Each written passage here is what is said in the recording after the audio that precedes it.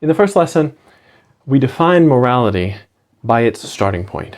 We started to understand that obligation, guilt, questions like, what do I have to do? And what will happen to me if I don't? Are not the correct starting point for Catholic moral theology. And we saw all of the things that they struggled to handle. All of the classic themes like friendship and courage can't be handled well by obligation, by deontologies. Instead, the starting point of moral theology begins with who made me and what was I made for?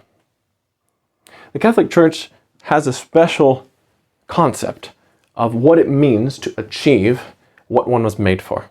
And the word that we use for that is, of course, Beatitude.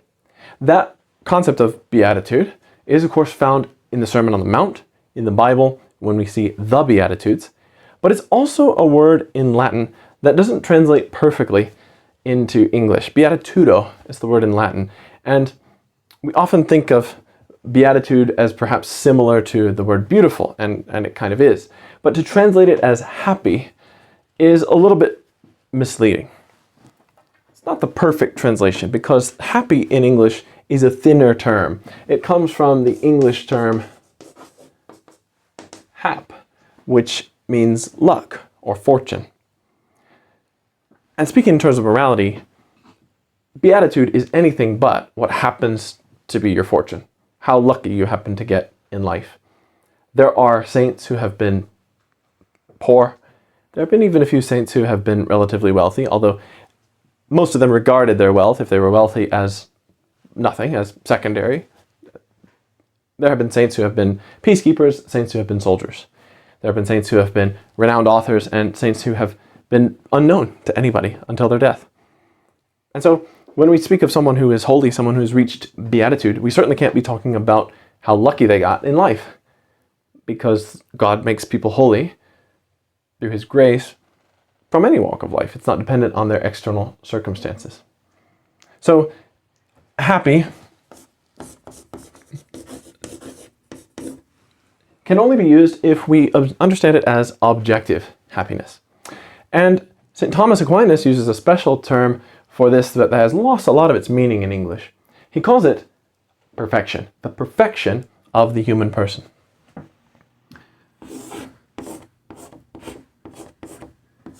This is a picture my old moral theology teacher used to draw all the time.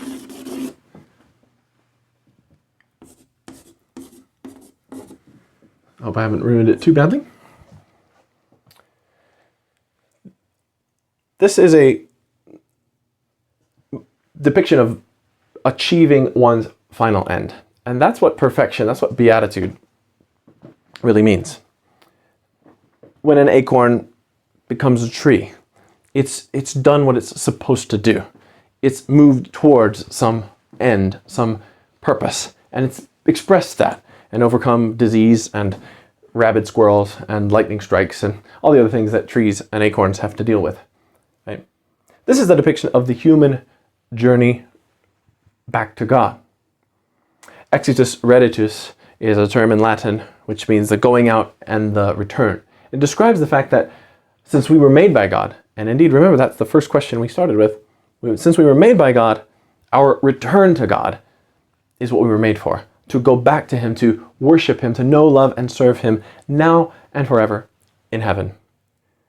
So this triangle symbolizes the Trinity. This is God, and the achievement of God is called the beatific vision.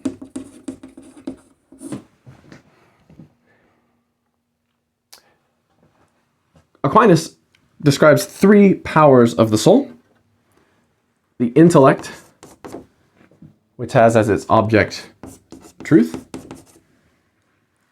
the will, which has as its object the good; and the sense appetites. The sense appetites, which have as their object sensual goods. Of course, sensual doesn't mean sexual, it means having to do with the senses. So they're in a specific order. For St. Thomas Aquinas, nothing was meaningless in the way that things were made, and so the intellect is the ruling power and has as its object truth. The will is subordinate to the intellect, but it's the location of the movement of the passions, for example, the location of course, choice and freedom. And so the will has as its object what is good. The will seeks out what is good. And the sense appetites keep us alive by seeking out sensual things that our animal bodies require to live. Now, don't get him wrong here. These are powers of the soul. It's not a process. You're not a computer. It's not like things pass through the intellect and then down to the will and then through the sense appetites. I mean, every moment we're encountering, dozens of stimuli. And so it's not like you're processing them like a computer, not even like a very fast computer. These powers of the soul work together on the same one reality. So of course, truth, goodness, and sensuality are all parts of that one reality. But each one of these objects that are desired by our souls, each one of these things that we find out there in the world that satisfies some want that we have, some deep need that we have. Each one of those things, in some way, draws us towards God as our final end. That's evidenced by the fact that even people who really love to learn don't ever reach a point where they are satisfied completely with everything that they've learned. It's not as if you learn 1002 truths and suddenly you go, oh, well, I'm full, thank you, I don't need to learn anything else. People have naturally curious intellects. No finite truth satisfies completely. No finite good satisfies completely, no matter how good. And so it's kind of obvious to say that money and sensory things, like obvious pleasures like partying and things like that don't satisfy.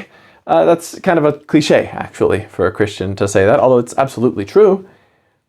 But even very good things, like deep friendships and good children, don't ultimately satisfy us because those things are finite. Good friends don't last forever, for one reason or the other, at the very least because everybody's mortal. Children for the same reason. And none of those goods, even if they last for a long time, is all-encompassing. Nothing satisfies the heart with true profundity. I'm saying something different here than those kind of tired Christians who are like, hey man, even though you seem really happy, you really want God. Deep down, you really want God. And the atheist is sort of like, no, I really don't. I'm actually fine. No, you really do, man. Come on into the church. Let us give you a hug. I'm actually fine. Thanks. I'm not saying something quite so cheesy. The reason that comes across as cheesy to me is because you're sort of trying to convince somebody else directly that they really feel, either consciously or in their will, they can really, if they look hard enough, they can locate some feeling of need. We're not talking about feelings here. We're not at all talking about feelings. We're talking about objective happiness. So you might be able to convince the dandelion that it needs water, and you might not. But at the end of the day, the dandelion needs water to flourish. It's just part of the dandelion's nature. And so a person might do drugs or eat sand by the spoonful or engage in some terrible sin. And you might say, well, this is not fulfilling you. You really need our Lord Jesus. And if what you're really doing is trying to encourage them to look inside themselves and find a feeling, you might not succeed. People are really stubborn. And of course, we really like the sins that we're attached to, and it's very hard for us to admit that we're wrong. Myself included, of course, sometimes. And so if you rely on sentiment and, nice acoustic guitars and emotional music to try and push people into like, come on, you really need Jesus, it pushes some people away because they look inside for that feeling you tell them to look for and they don't find it. What we're talking about here is an objective reflection on the nature of what man was made for. Now, we'll get back to that in just a moment. I want to just illustrate the rest of the picture, or rather tell you what the rest of the picture means. Each one of these smaller goods, from a nice, hot, spicy chicken sandwich that I love from my favorite fast food place, to the love of a child, from little to big, each one of those finite goods, each one of those finite truths that you learn, each one of those satisfactory objects that you find to eat, or pleasure in company, draws us towards something more satisfying, because they satisfy for a time, and then they don't. And of course, St. Thomas Aquinas very famously goes through all of the different things: wealth, honor, money, power. Can any of these things ultimately satisfy? And his reasoning for no, for all of them, is really similar. They satisfy, but only for a time. They satisfy, but only incompletely. They cannot represent the highest good, the highest perfection, that would satisfy us perfectly and completely. In fact, this has a term in Latin, the summum bonum, the highest good, the final end of mankind. That requires one who is infinitely good and infinitely true and infinitely satisfying. And that can only be God himself. In fact, one argument for the truth of Christianity that is fairly persuasive is called the argument from desire. And it basically goes like this. Every one of your desires finds an object in the universe, a real, truly existent object. Your desire for water, there's water. Your desire for company, there's company. Your desire for space, there's the world. Every desire you have has a real object. And they're not open for discussion or debate. They're not bound by opinion. The desires that human beings have are all met by something. Are we to think that the desires that all human beings have, except one, except the final one, except the most important one, are met by something?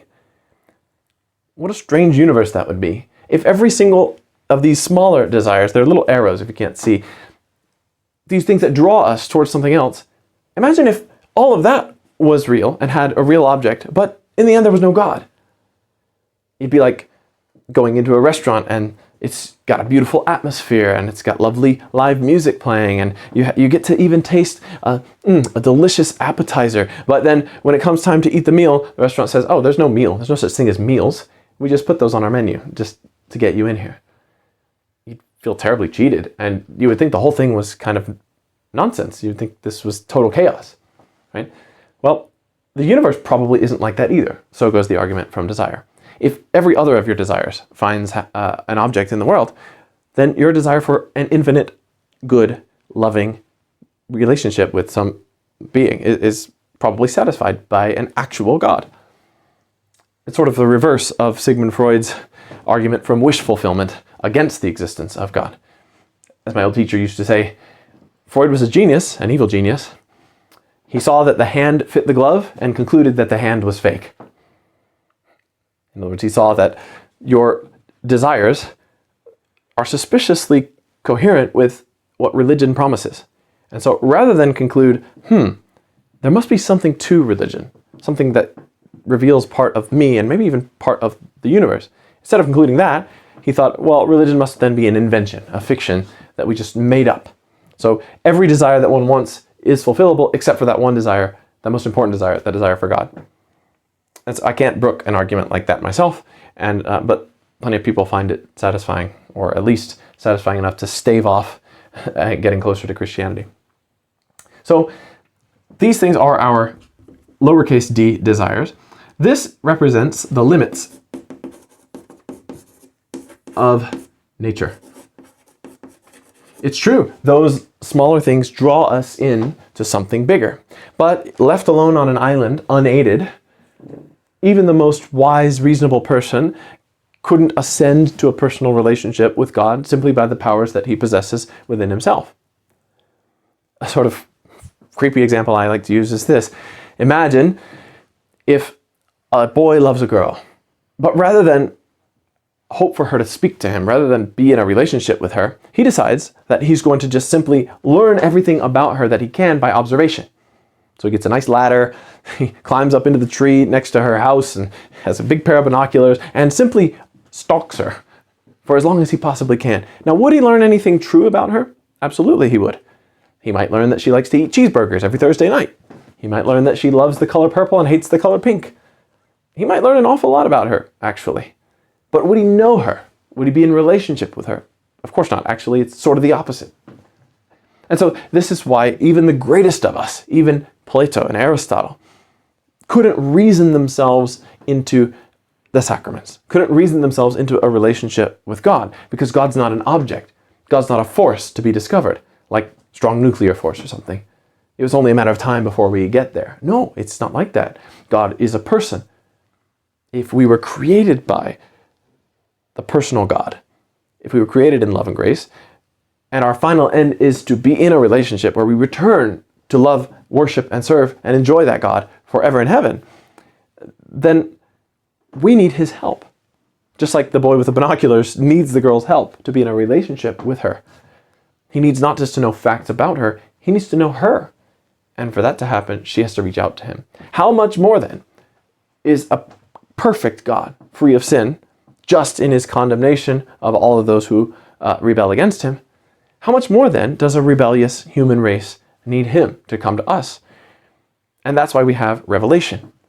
That's why we have sacred tradition, the magisterium, and Holy Scripture, and all the ways that God pours himself out to us in grace. Of course, not only abstractly over the whole church, but also personally in each one of our lives, as he redeems us, as he justifies us and makes us holy.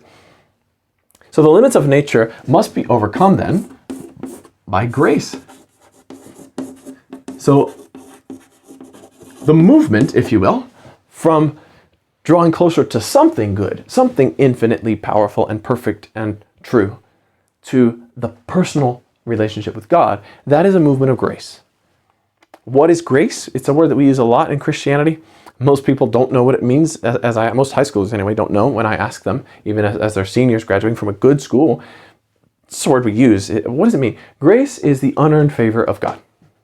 That's all it is. The unearned favor of God. So this is a personal movement of the Holy Spirit in our lives to actively draw us. God is not some blob of white energy floating outside of space and time that's just sort of like gravitationally draws other things into him impersonally. No, it's pondus meum amor meum, my gravity, my love. Love is actually the code behind the universe, if you will. But that's a little bit aside. I don't want to get too lost in that.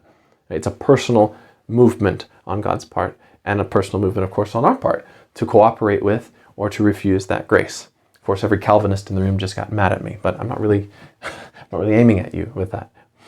Anyhow, this attainment of beatitude is exemplified in the Sermon on the Mount.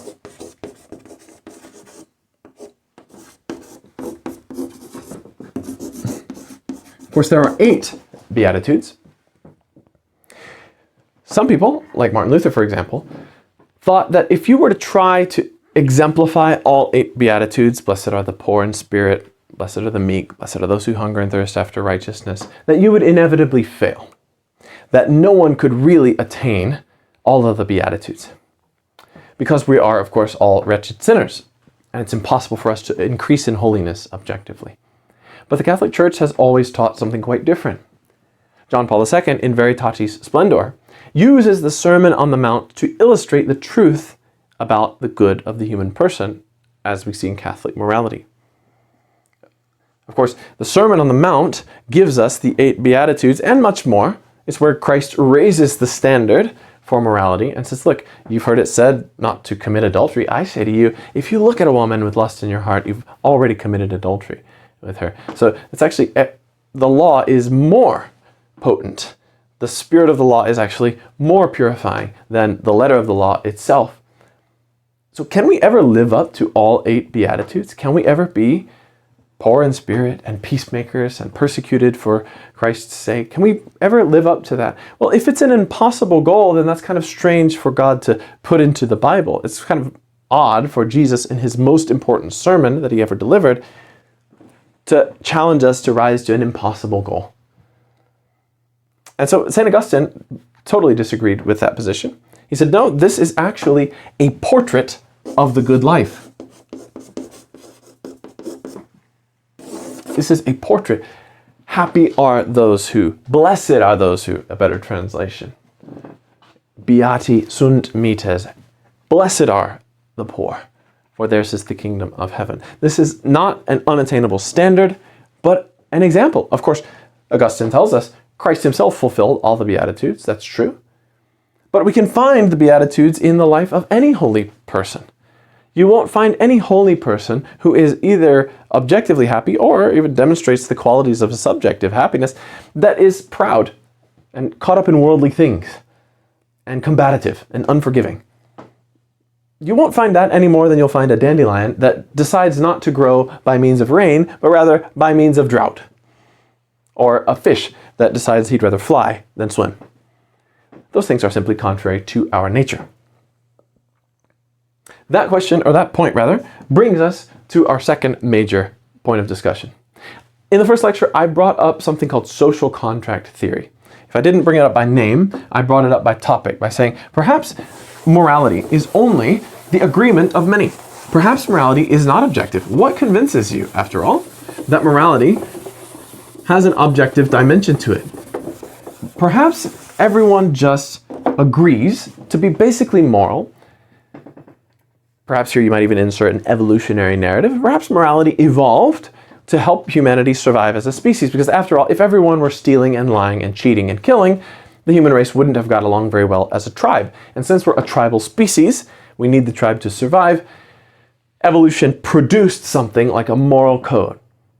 And we now edit that moral code at our whim. Because after all, we've passed the point of survival. We've been thriving on this earth for a very long time now. Our technology allows us to conquer nature in completely unpredicted ways. And so we don't necessarily need to adhere to our immediate evolved morality anymore. We can decide what morality is. Perhaps morality is an agreement, an unwritten agreement made between a group of people. So you don't steal my coconuts, I won't steal your coconuts. Maybe that's what happened. That way of thinking is called social contract theory. It was first codified by an English philosopher named Thomas Hobbes, who died in about 1640 something, if I remember correctly. Early 17th century is when he died. Social contract theory says precisely what I just said, that morality is an agreement between parties. Because it's an agreement between parties, of course, it can be altered if society needs it to be altered. So perhaps, for example, there was a time when it was reasonable for a woman and a man to only have one partner sexually. Perhaps that was at one time reasonable because women couldn't control when they got pregnant. And perhaps it was necessary that men were the leaders, so patriarchy was reasonable and moral for a time for the survival of the species, because a pregnant woman does not easily go out and hunt elk. And so perhaps that tradition, that way of doing things, that moral code emerged among us, where men basically agreed, hey, we will protect you and go out to die for you as we try to hunt and gather and provide for you, as long as you agree to have our children and don't cheat on us while we're gone. I'm just making things up as I go along, obviously, but any number of things could be suggested for the social contract. This is, you don't know the name Thomas Hobbes, I'm sure, but if you've seen any TV shows or movies, I'm sure that if you think about certain lines, if you're sensitive to moral things, then you'll figure a lot of TV shows. I'm thinking one in particular, it's an older show. It's called House MD. It's a pretty good show, I thought. It's one of the few shows that I'm obsessed with and can watch over and over just because I think it's decent. There is actually an episode called Social Contract of that, but that clearly House himself is an atheist. There's lots of atheistic social contract level morality. It's a way to explain why morality exists without God. And so it's very popular. What are the problems with it? Well, first of all, let me just tell you explicitly that the Catholic Church explicitly rejects social contract theory. It can't be true. And there are a couple reasons for that. Number one, of course, is relativity. It lets in relativity very obviously. Relativity means whatever is true for you at the moment is functional and works, but you could change it if you want, or if your opinion on morality changes. So for example, if we decide as a society now that women should rule over men, or that women should have multiple partners and men should have multiple partners, in fact, those things are basically what we have decided, then those things become moral. Obviously, that can't be true because, according to the Catholic faith, morality is not an arbitrary code that anybody comes up with. It's not even an expression of God's arbitrary whim. He didn't just sit down one day and go, I think murder's kind of annoying. I'm going to outlaw murder. No, they're an expression of his transcendent, perfect reason. They are the code behind the universe, if you will. God's law is the order according to which, all things are created. And so it cannot be relative. It cannot be according to one person's opinion or one society's opinion over another. But people will say here, but then why does so great a difference exist between the morality, let's say, of 17th century India and 21st century Britain? Why does the morality of different societies differ so much? if we were all really made for the same objective beatitude? Well, I'll answer along the lines of C.S. Lewis in Mere Christianity. First of all, it's not the differences that should really surprise you, but it's the similarities. Yeah, you might find some societies which say a man can have 4 wives, but you won't find any society in which anyone can have any number of sexual partners no matter what. We're giving that our best try here in 2025.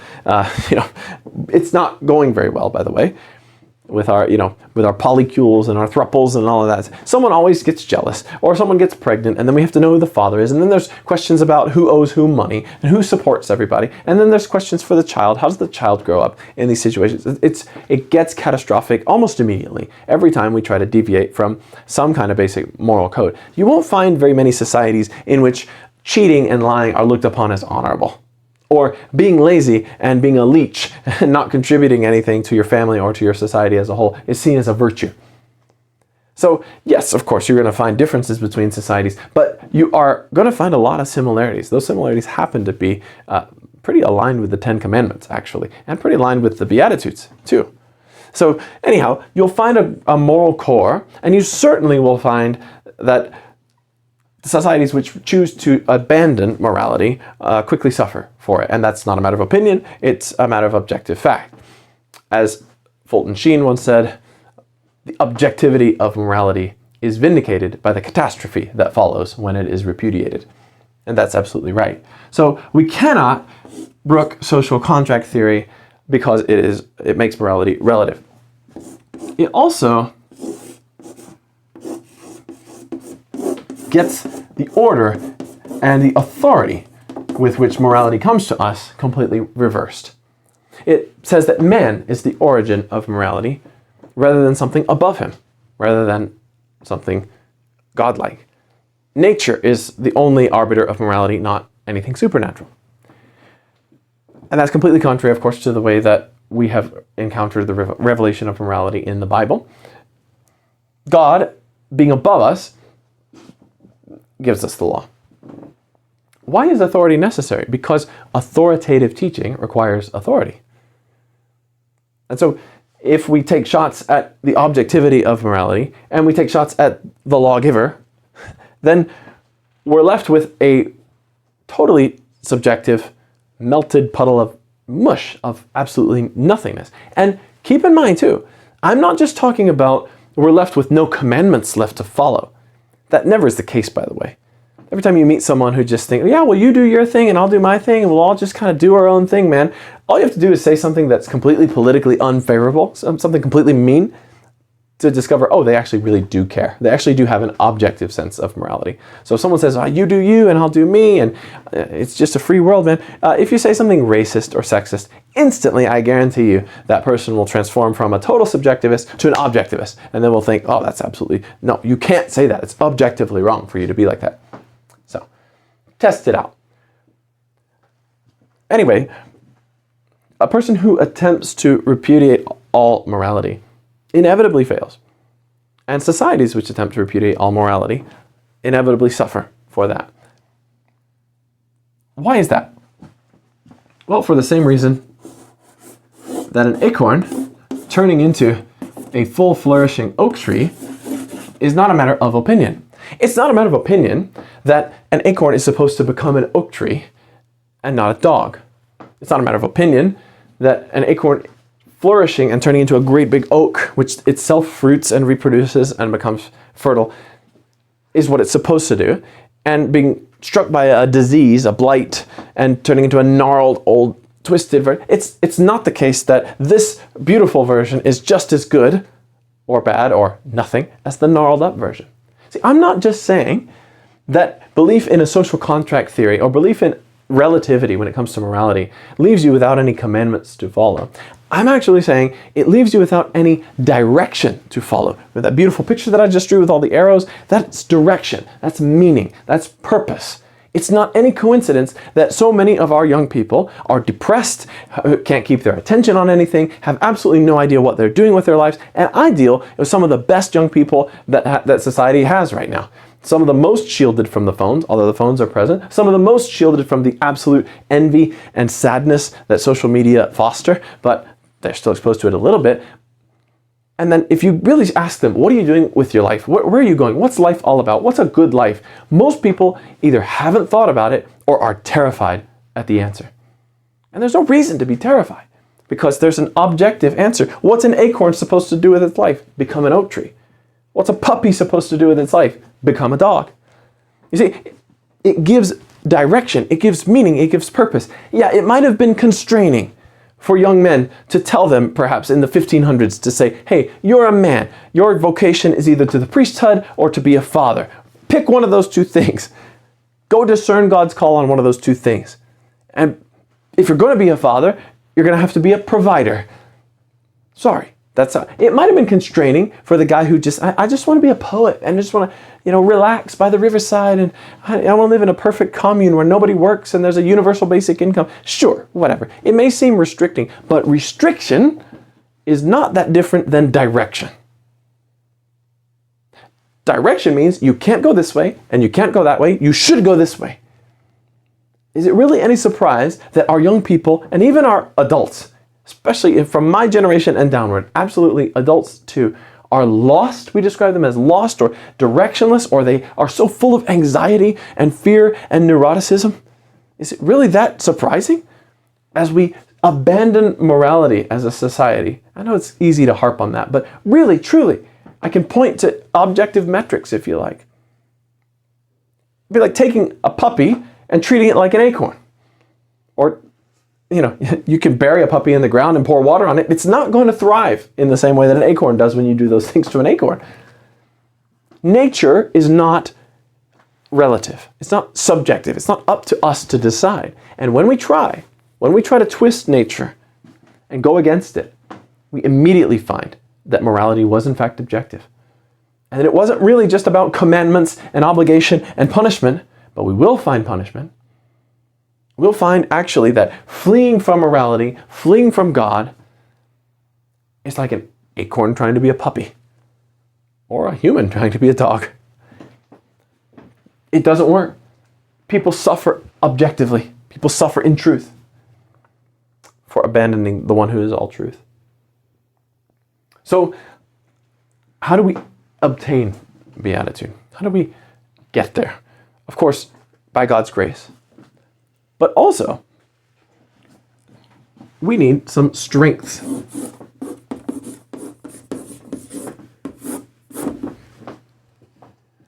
We need to ourselves become better. And before the Protestants get angry with me about that and say, no one can become better, we're all horrible, filthy rags before God's, okay, calm down one second. Does a child become better as he grows into an adult? Does he become more honest? Does he become more courageous, more strong, more tough? Of course he does. So it's not scary to admit that we objectively get better. The question is, do we objectively get better because we want to be strong so that we can play on the football team, so that we can make lots of money, be popular? Or do we get better because our goal is holiness, is none other than God himself? Do we offer our strengths to God, or do we use them for some other end? Do we direct ourselves somewhere else? So, of course, there are 7 cardinal virtues named in the Catholic faith. Cardinal comes from the Latin word cardines, which means a hinge, like a hinge on a door. And so there are 4 cardinal virtues that are listed as the natural virtues. Their object is right reason, which means that these things, prudence, justice, temperance, and fortitude, have as their object right reason. Objective right reason, proportionality, reasonableness. It's not a matter of opinion. It's not a matter of opinion, for example, that eating 4 pieces of chocolate cake after a meal is not good for you. If you want evidence of that, just check out what's going on in the United States of America with our health right now as a nation. It's not going well. Okay, so it's not a subjective thing that gluttony is dangerous and temperance is good. It's not subjective to say that a person needs to be courageous, which is a sub-virtue of fortitude. And that it's helpful to be brave when the situation calls for bravery. So those things are all based in reason. And of course, even an atheist, of course, can have those virtues. People of other religions have those virtues. Of course, there are brave and just and prudent and patient people outside of the Christian faith. And of course, before you rush to signal your own virtue, of course there are people outside of the faith that are sometimes more virtuous than those who are inside of the faith. We're all at different points, and God's given us different gifts and graces. Other than the cardinal virtues, there are, of course, 3 theological virtues. These 3 theological virtues cannot be obtained by human effort and are infused by the Holy Spirit. They are, of course, faith, hope, and charity. Those things are infused by the Holy Spirit. They're given to us by God. You can think of these as sort of like a more fundamental virtue, and these as the directing virtues, which move the natural virtues towards their final end, their right object, their ultimate object. So you can be brave because you're defending your family from a home invader. You could be brave because you're a soldier going to fight in a war. You can be brave because you're a businessman going out to make a brand new venture and you're risking everything on this new thing. Or you can be brave because you're a martyr dying for your faith. All of those things have different objects. But if you are going to be a martyr who dies for your faith, you'd better have the theological virtues. So again, these are directed towards their proper end by the theological virtues. Okay? Let me just say a word about virtues really quick. Virtues, in general, are practical habits. They are practical habits. The definition of virtue from the Catechism, paragraph 1803. Virtue is a firm disposition or habit towards the good. Firm habit towards the good. Virtue actually comes from the Latin word vir, which means a man, like strength, like a manly power. No one was ever saying that women couldn't be virtuous. We have the Virgin Mary, for goodness sake. So we're not trying to be anti-women. It's just when you think of strength in the ancient and medieval worlds, you probably are thinking of a man. Men are physically strong. Okay, but women are plenty virtuous too. So don't get all mad about that. Virtues are firm dispositions towards the good, firm orientations, firm practical habits. Now, virtue is a word that gets thrown around in Catholicism a lot. It gets thrown around a lot in just regular discourse when it comes to morality. But not just anything can be a virtue. You can't say, oh, I got an A+ on my test, so that's the virtue of A+ness. Or, I have nice breath today, so I have the virtue of smelling good. It's not just any old thing that you think is nice. A virtue has a specific object and is a habit towards how that object is treated by you. So, for example, if you are building up temperance, you might forego eating as much or as luxuriously or as nicely as you would like on purpose because you're practicing a habit, practical practice, doing over and over. It's more like shooting a jump shot than it is like learning your multiplication tables. It's not only an intellectual movement, it's a character forming of the entire soul. Character in Greek means a mold, like a casting mold. And so as you become more virtuous, you are casting your character. Of course, the opposite is true for vice as well. Those would be habits towards the bad. So if you have a habit of being envious, for example, of being sad because other people have it well then that can get worse and worse over time. Just as simple habits like biting your nails can get worse and worse over time, or it can be broken over time. Virtuous and vicious habits can form over time, and are indeed formed over time, and then form us, and they become part of our character. They're not floating around in the universe outside of any human being.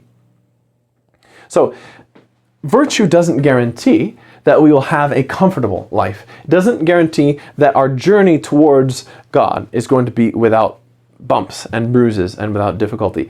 Actually, St. Augustine teaches us Virtue actually is a signal to us that we should expect difficulty. God gives us virtue and equips us with the tools to overcome rather than making us comfortable, because life has difficulties. And he has not chosen to miraculously intervene every time something annoying happens, or even something quite tragic happens. But he does promise to be with us, to give us his grace. He understands our suffering. Of course, he has experienced it, the person of Jesus Christ himself. And so, as a God who has become one of us, as the God-made man incarnate, the cross becomes for us a symbol, although the cross itself is a torture device. The cross becomes for us a symbol of how death itself is overcome.